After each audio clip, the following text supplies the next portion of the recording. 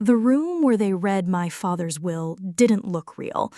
It was all walnut panels and low lighting and a polished conference table that reflected everyone's faces like a shallow pool. I kept staring at my own reflection because it wobbled when I breathed. "Miss Hale," the paralegal asked, "water?" I said no. If I drank, I'd have to swallow. Fen Morrow, my father's lawyer for 23 years, sat at the head like a captain who'd learned to command storms by pretending they were weather. He wore a graphite suit and no wedding ring, and the only human thing about him was a small coffee stain on his cuff. "We'll proceed," Fen said, and his voice had the soft scrape of a match. "As executor, I'll begin with identification." He looked at me first. "Ivy Adrian Hale, a tick of the jaw, daughter of Adrian Hale." He turned to the door, and it opened. She stepped in like she owned the hinge. The same blue-black hair I cut myself every few weeks because I never trusted stylists. The same shoulder notch where my backpack had worn me into an angle, and the same birthmark, a pale comma below the left ear. She had it. She even touched it as if she remembered it itched in winter.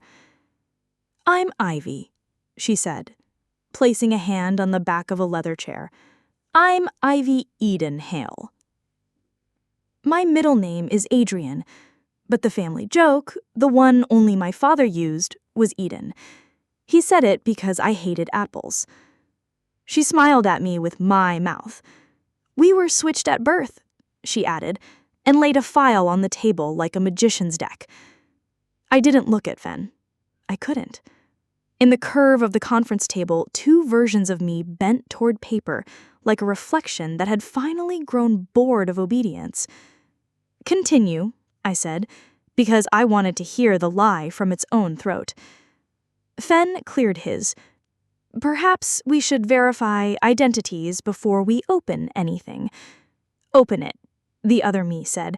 He meant it for me. The room had the kind of silence that waits to be broken by a piano note. I could almost hear it. I could almost hear the broken key at home, the one that always dropped half a tone when I was afraid.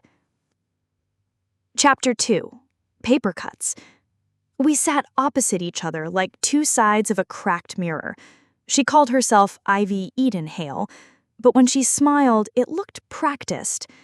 There's a difference between a photograph and a memory. Photographs always look a little too certain. She had documents, a photocopy of a birth certificate from St. Aurelia Hospital, a faded snapshot of a nurse with a broad face and a thick braid, a bracelet with a plastic tag, Hale, female. "My bracelet," I said before I could stop the habit of claiming. "Mine," she replied, and let it swing on her index finger. "Do you know what your blood type is?" AB positive. I'd memorized it for school forms. She blinked. "The chart says O negative." Whose chart? Fen placed two fingertips on the folder like he could feel the temperature of facts through paper. "Miss Hale, both of you, I'd like to suggest a pause. This is exactly what he prepared me for," the woman said, and her tone softened like velvet over nails. "Adrian said if he died before he could correct the records, someone might try to use them. He told me to come here." "What else did he tell you?" My voice found something firm inside itself. My father was not a man who told two people the same story. That he loved Chopin. That he hid things where the music stopped. The conference table became too small for breathing. My father told everyone that, but the sentence lacked blood. Fen slid the will into a leather folder and snapped closed. "We're adjourned. Until identity can be established, nothing is read. Counsel will contact both parties." He stood as if risen by a string. The other me didn't flinch. She only tapped the bracelet on the wood, tap, tap, the small click of plastic teeth. "See you at the end of the piano," she said. I walked out before I could ask her what that meant, because I already knew. The air outside had the wet metal taste of rain, like pennies. I drove home with the radio off, listening for a note that wasn't there. Sometimes memory is a sound. I unlocked the door to my father's study with hands that remembered a different door. The piano sat under the west window, draped in the thinnest film of dust. The broken key was E. You never forget the note that breaks you. When I pressed it, the sound ducked like a frightened animal. I pressed it again. The key stuck at the bottom of its travel, and, God help me, the fallboard clicked open. Chapter 3. The Piano Ledger. The cavity under the keys was a small, disciplined space, the kind of space men create when they've spent their lives arranging chaos into columns. Inside, wrapped in oiled cloth, lay a ledger bound in red buckram and the smell of the first page of a library book. I put it on the desk and watched the dust shift around it like the air changed shape. The top corner of the first page bore an embossed stamp, Hale and Ash Consultancy. My father's last business. The one he kept small, boutique, private. He told people he handled quiet disputes. It always sounded like he was a priest of the secular kind. The entries weren't names, they were initials and dates, amounts and short notes like stage directions. S.A., Ward 12A, 4000, keep the doors closed. N.R., bracelet exchange, 800, through M. There were also phrases that didn't belong in math. Letter to the wrong daughter. A borrowed infant, the year of switches. I ran my forefinger down the side margin. Halfway through, in my father's careful engineer's hand, if someone wears your name, follow the music to the end. He'd written it in the past tense, as if he knew he would be dead when I read it. There was a second item beneath the ledger, a compact cassette tape, labeled in the same neat hand, Nocturne. I don't own a tape player, but my father did because he never trusted a file that didn't make a noise when you put it in. I slid the cassette into the old deck on the bookshelf and pressed play. The machine shivered, then obeyed. Chopin began in a quiet room, and my father's voice came in under it like a confession told from the pew instead of the altar. If you found this, you know I failed to do what a father is supposed to do in life, finish the protections he starts. The piano softened, and in the space between notes, paper turned somewhere. There are two stories of your birth, Ivy. The one I signed, and the one I paid for. You weren't the first wrong the hospital sold me, and you weren't the last. Sold me. He said, Ward 12A, Sable Ward. If there is an Ivy who claims Eden, she is not your enemy. She is the proof that what we feared would come back, came back. If I am gone, take the ledger to the place where the copper doors remember our names. Ask for Ash. The tape clicked softly, as if it had a throat clear of static. Then silence, and the Nocturne completed the sentence he couldn't. Copper doors, Ash.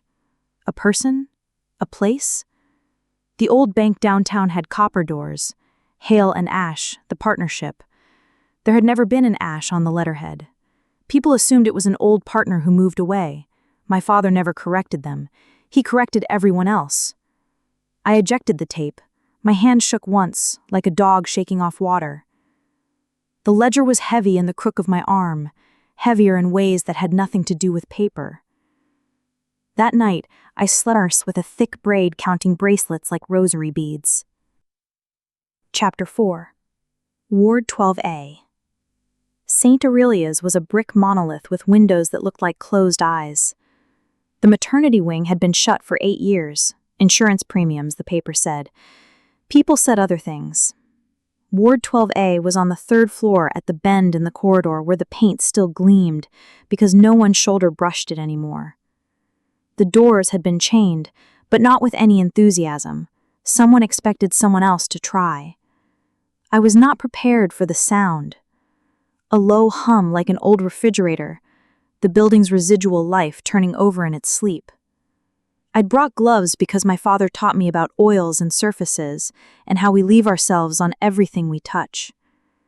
Inside Ward 12A, the air tasted of dust and iodine. Birth isn't clean, but memory scrubs it until it squeaks. A wall of metal shelves held file boxes with labels turned outward in a neat row. The top right shelf had a gap the size of one missing truth. I found bracelet kits in a drawer, flimsy plastic, stamped with a supplier's name and a warning in sharp black. On a clipboard, a slip, Hail, female, O negative. My heart stuttered. The ink bled just enough to be old. A noise startled me. A hollow knock. I turned. Looking for yourself, the voice wore my height. The other me stood in the doorway, gloves already on. She had a flashlight in her mouth like a mechanic and a cooler bag slung from one shoulder. How did you? Fen, she said around the light, removing it to make the name pure. He texted me when you left, said if you moved, I'd move. You two coordinate often? He coordinates everyone, I just respond. She walked past me to the shelves and started reading labels out loud. Long, Winifred, Mayhew, Sable. There. Sable.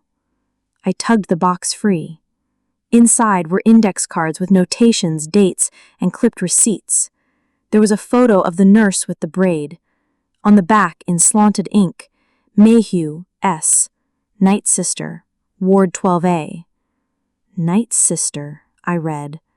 She worked the wrong hours for the right crimes. You're quick, the other me said without compliment. We're running out of time. For what? For being alone in here. A sound from the corridor, footsteps that bothered to be quiet. We froze, perfectly mirrored. She pointed to a service door. We went through it, down a steel staircase that made more noise than a confession, and out to the alley behind the hospital where a vendor's cart still smelled faintly of onions. She didn't look back. At the corner she stopped and handed me a slip of paper. Copper doors, 3 p.m. Ask for Ash. If you bring the ledger, don't bring Fen. Who are you? I asked, because I owed the question to my skin. She touched the comma birthmark. Up close it was perfect, too perfect. The edges had a whisper of sheen. Silicone, the kind makeup artists use to lie better than mirrors. I'm not your enemy, she said, and the sentence wobbled the way my reflection had in the conference room. But he is. Fen? She didn't nod. She didn't need to. She walked away with my shoulders, and I stood in a hospital alley holding the idea of myself like it had a handle. Chapter 5. Copper Doors. The bank's copper doors wore this city's fingerprints. There are surfaces that learn you. Doors are one. The vestibule was stone and hush, the air conditioned into obedience. I asked for Ash at the concierge desk and watched the woman's pupils narrow like she'd glanced at the sun too long. One moment, she said, and her voice entered a phone. After the moment, a man appeared who looked like he could convince tides to behave. He had a smile that didn't quite reach the left side of his mouth. Ash, he said, extending a hand he didn't care if I shook. You must be Ivy. We took an elevator down.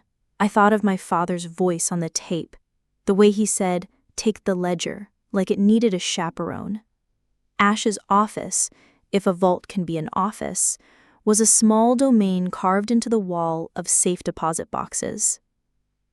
He poured water I didn't drink and waited for me to take a seat before he sat. I put the ledger on the table between us and kept my hand on it. He noticed.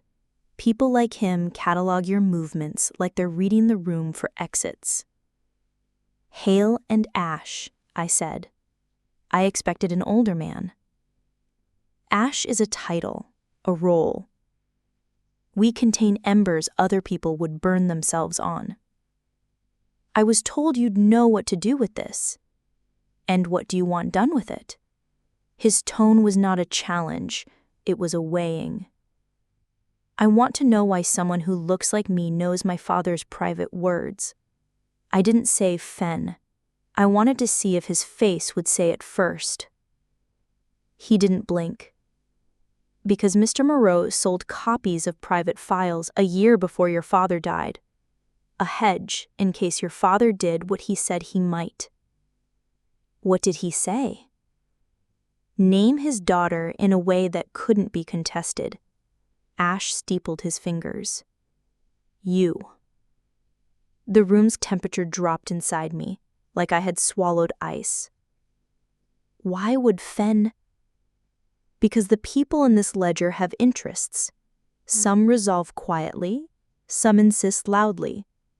A false daughter is leverage. She's a key.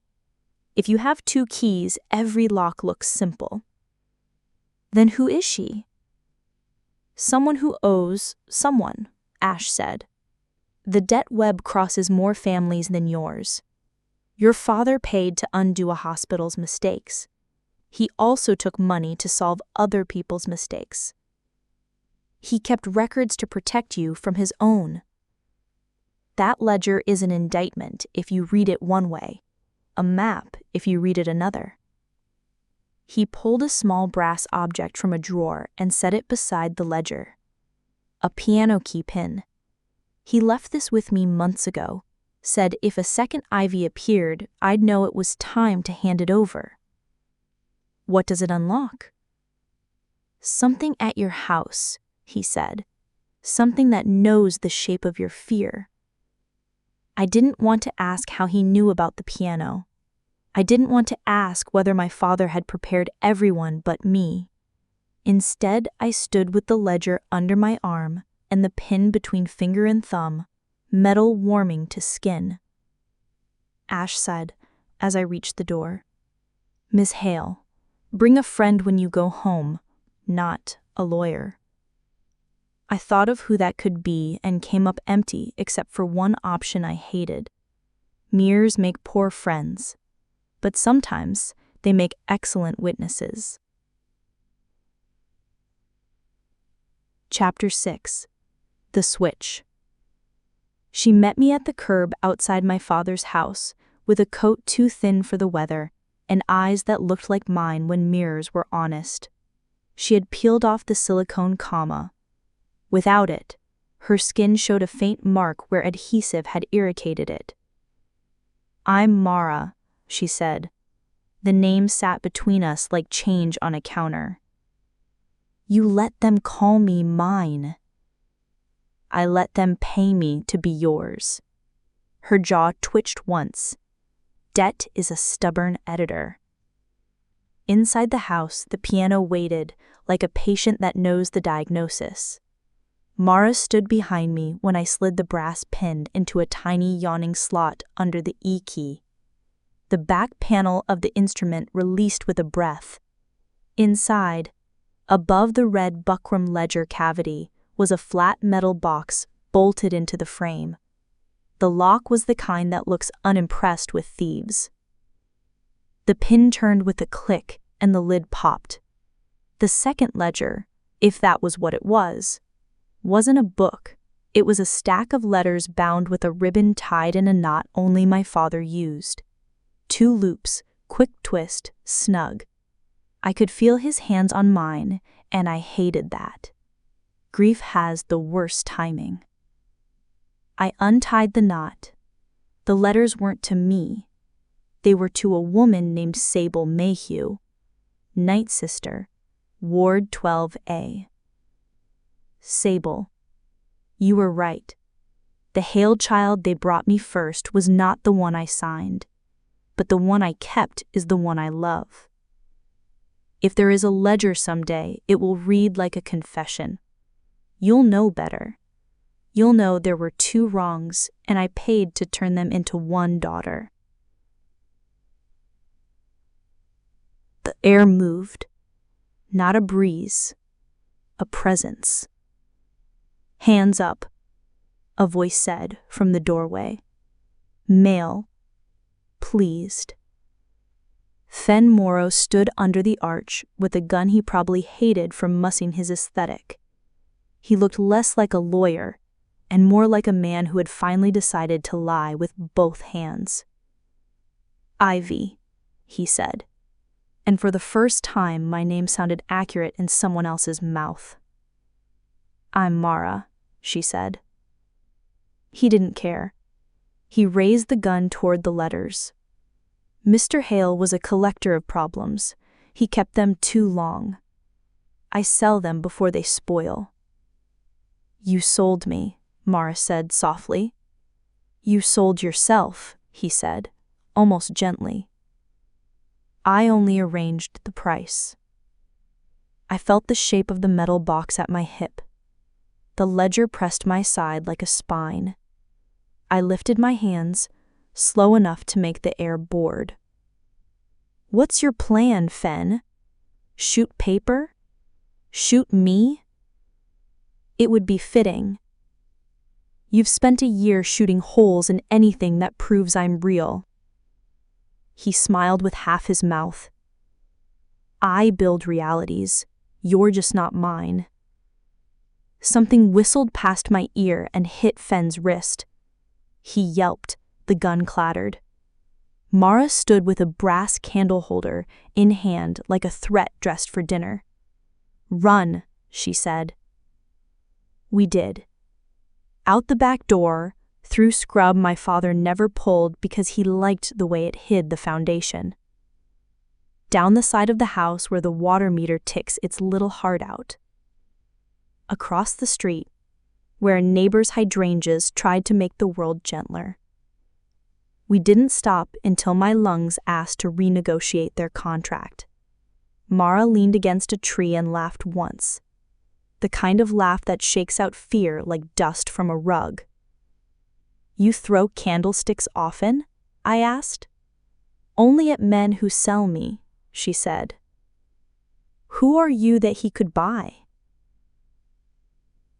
Someone raised by a woman who told me I owed her the sun. She looked up through the leaves as if checking the bill. Sable's sister took me in when the state didn't know what to do with me. She owed people, so I owed her. And debt begets daughters. Why me? Because you had a name that opened copper bores. Somewhere behind us, sirens auditioned for the scene. We didn't clap. Come on, I said. Ash said bring a friend. And you're what? A mirror, I said, and started back toward the bank. Chapter 7. Ghost Receipts. Ash didn't pretend surprise when he saw the bruising constellation on my arm where Fen's fingers had been. He didn't offer police. He offered a room with no windows and a pot of tea so plain it tasted like heat. Mara hovered near the door like she could live in thresholds. I put the letters and the ledger on the table, and Ash read with a face like a good floor. You could put anything on it, and it wouldn't warp. Sable Mayhew, he said at last. She kept 2 books, the hospital's and her own. She swapped bracelets to cover a malpractice incident that wasn't yours. She did it to keep a life from being sued into a statistic. Your father paid to keep quiet the parts that would crush you. He also paid to find the child lost in the swap. Mara swallowed once. Me? You, Ash said without ceremony. He found you late. He tried to build a bridge from money. It held until Mr. Morrow installed a toll. The ledger. How many clients are in this web? Enough to buy a city block, not enough to buy daylight. Proof? I asked. Proof that I'm... You are Adrian Hale's choice, and his blood. The clinic results we arranged yesterday say as much. Mr. Morrow will produce paperwork that contradicts it. Paper is obedient, blood is not. I hadn't known the word test was in the room with us. Mara's face turned toward mine like a compass needle. Ash slid a sealed envelope across. I broke it. The letters and numbers made sense, even as my eyes watered from relief they didn't ask permission to feel. Mara smiled with restraint. Good. Then I don't have to steal your life. I only have to survive mine. Ash tapped the ledger. We need to make noise. The polite kind. Deliver excerpts to people who panic when their names are only initials. Enough panic and Mr. Morrow will surface to collect his percentages. Then we record. We follow money. We are very boring on purpose. Boredom gets people sloppy, Mara said. Boredom builds cases, Ash corrected. I don't need confession. I need invoices. He gave us a list of names hidden in initials and dates that resolved into people who would recognize themselves. A judge who liked to monetize discretion. A philanthropist with a supply chain that intersected with night shifts. A pediatrician who billed deliveries that happened in unlit rooms. We won't be safe, I said. You're not safe now, Ash replied. Mara looked at the copper door behind him as if it were a temple. We should bring the ledger to the press. Not yet, Ash said. Press is a wild god. We need a domesticated one first. Like what? I asked. A court or a will. He glanced at me, a question shaped like a man. When is the reading rescheduled? Tomorrow. 3. Good. Bring your mirror. Bring a microphone. Bring the courage your father purchased and forgot to explain. I thought of the piano at home and the letters tied in the knot of his hands. He explained. He just used music. We met outside the law office, where the windows pretended to reflect sky and the sky pretended not to notice. Mara wore a scarf that hid the adhesive mark and the kind of coat you keep because it remembers you. She had a small recorder in her pocket. I had a pen that wasn't a pen. You ready to be me? I asked. It wasn't a joke. Ready to be the reason he speaks, she said. We went in together. The receptionist's smile flickered like a light that knows it's about to be replaced. Fen came to meet us in a hallway lined with diplomas and hung coats. He looked immaculate, which is how certain men armor their panic. Ms. Hale, he said to me. He didn't look at Mara. Shall we? In your office, private. He hesitated one polished second, then opened the door. The office smelled like the part of a forest that money would own if money loved trees. Books, leather, cologne, a painting of a shoreline where the ocean never quite reached the sand. Fen sat. We remained standing. You broke into my house, I said. You tried to break my hands from my father's letters. You ran, he replied mildly. Guilt has good legs. So do people you underpay, Mara said. Fen's gaze turned, lazy as a cat deciding whether to bite. Ms. Mara, she said, the woman you hired to be a key. I hire skills, not souls, he said. What do you want? A reduced sentence, I said, and a trade.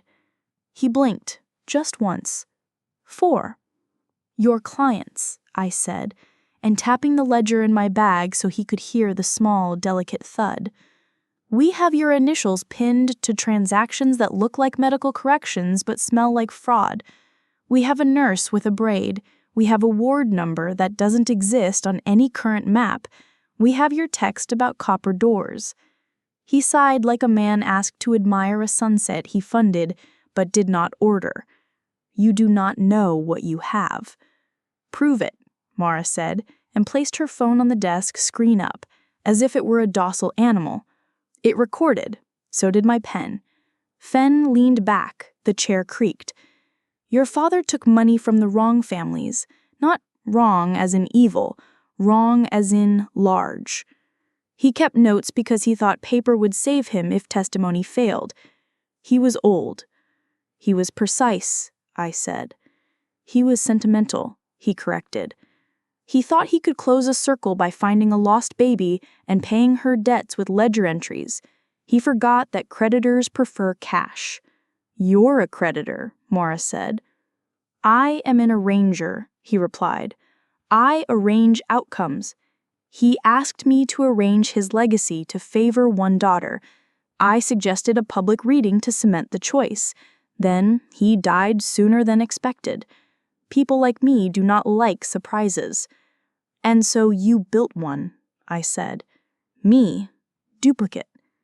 Not duplicate, he said. Decoy. He said the word with such professionalism I almost admired the engineering of it. What did you tell her? I asked, nodding at Mara. The truth, he said. Cut to lengths that fit. Tell it now, Mara demanded. He considered the nearest window as if the glass could edit consequences. Sable Mayhew switched bracelets the night Ivy was born to save another child. Adrian Hale found out months later. He kept Ivy. He looked for the other. He found you when you were 6. He paid for school uniforms and dentist appointments. He paid your foster mother cash to keep you away from certain men. When you turned 21, he met you for coffee and said he was afraid. He hired me to draft a codicil. He did not sign it. He died in his garden with dirt under his nails, which is at least honest. He looked back at me.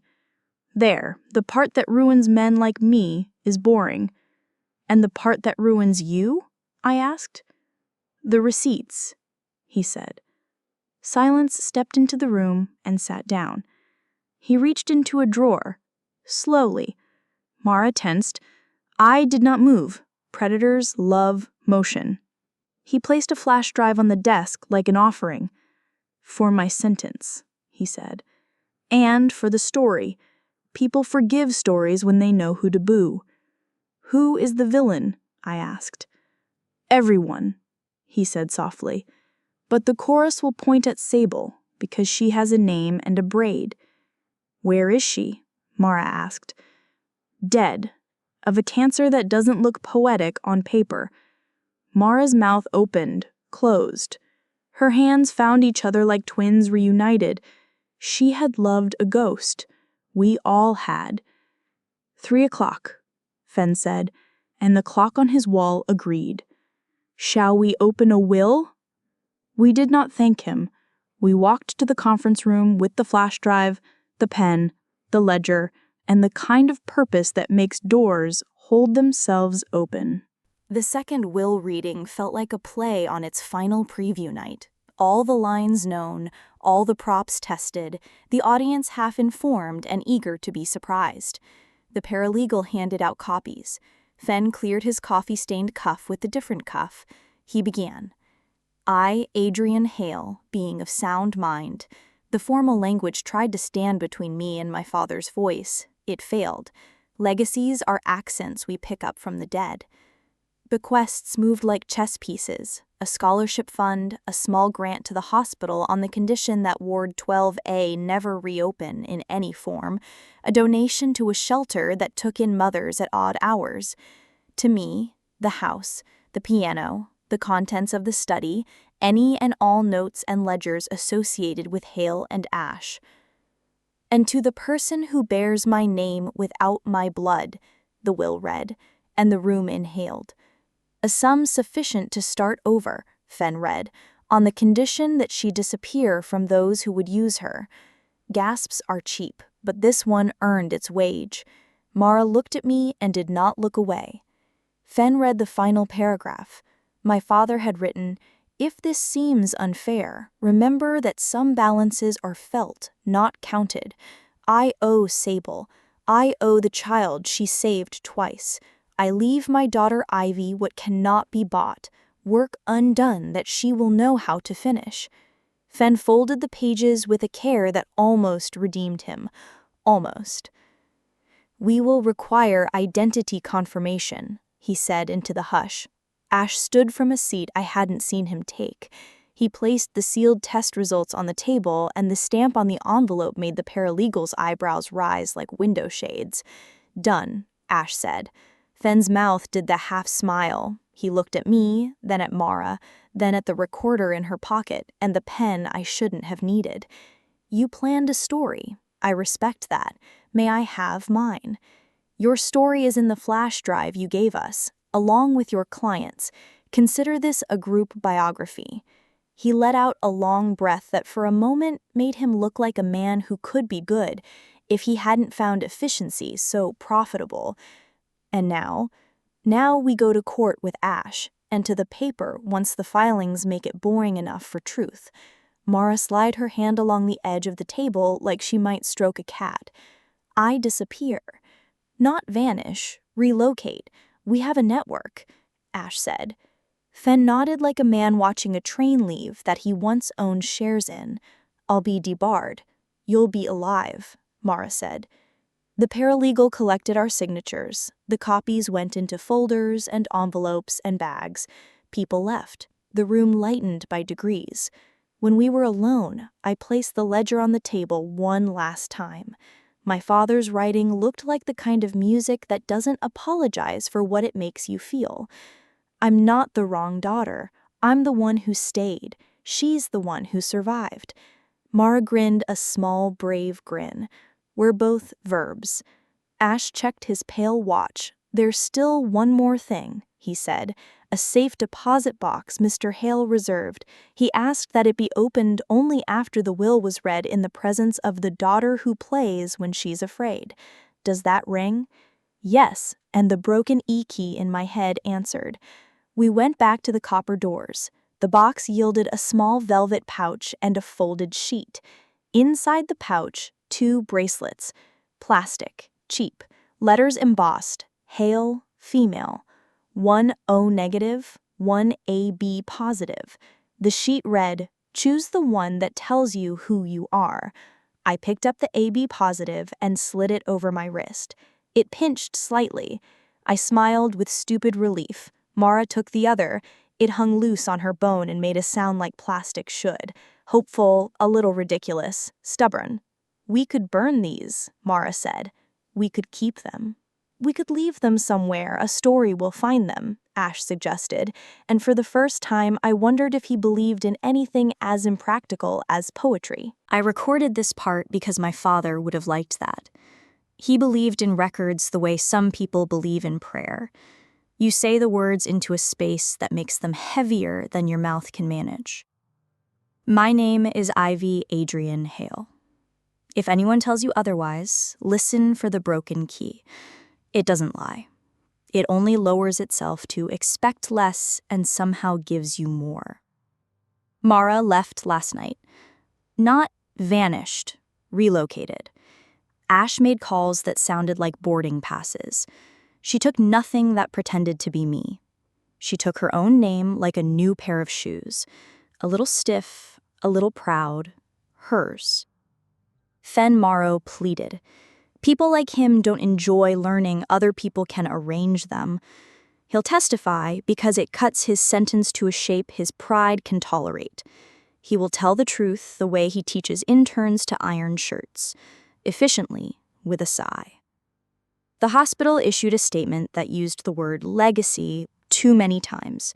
The board will resign the way powerful people resign, later than they should, sooner than they intended. Ward 12A is now a line item in a budget. That's how some ghosts make peace, by becoming math. I sit at the piano and play what I know. The broken key still drops. I don't fix it. It's honest. My father hid letters in it because he understood that fear needs a home. If you hide fear in a song, it learns to keep time.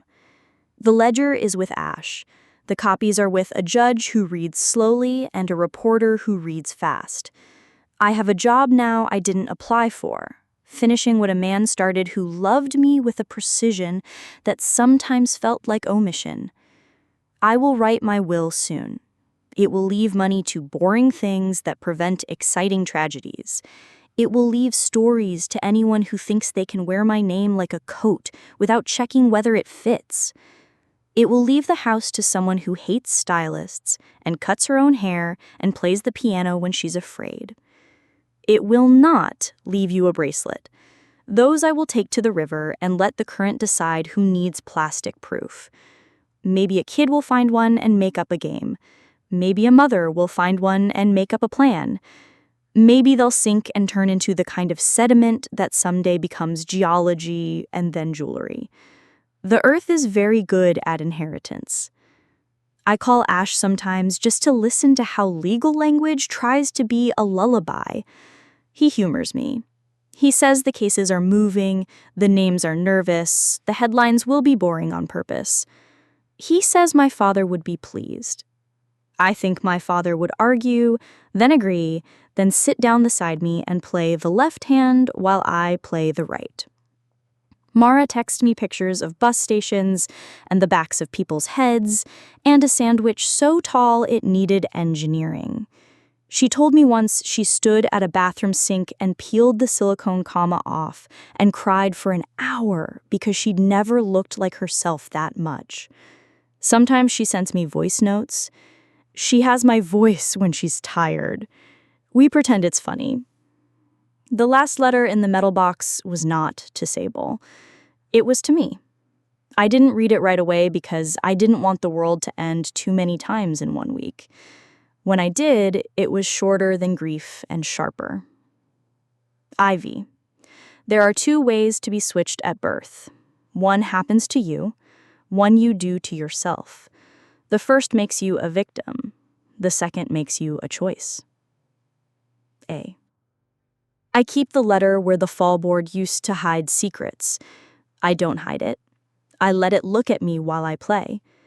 If the key drops, I allow it. Songs are better when something imperfect reminds them to ache. And if someone wearing my name walks into a room I'm in and claims my life with my mouth and my stories and my jokes about apples, I'll offer them water. I'll let them drink first.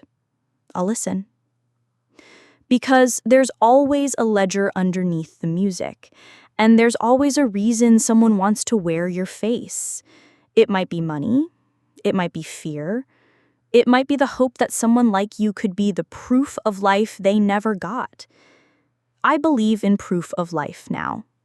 It's not an ID. It's not a bracelet. It's not a blood type that fits like a ring. Proof of life is the song you can play when the room is too quiet. Proof of life is the sound of a key that falls and still returns. Proof of life is a mirror that doesn't look like you and says your name carefully so it doesn't break. My name is Ivy. If you need to hear it twice, come to the house with the piano and the wrong note. Knock once. Wait. I'll play you in.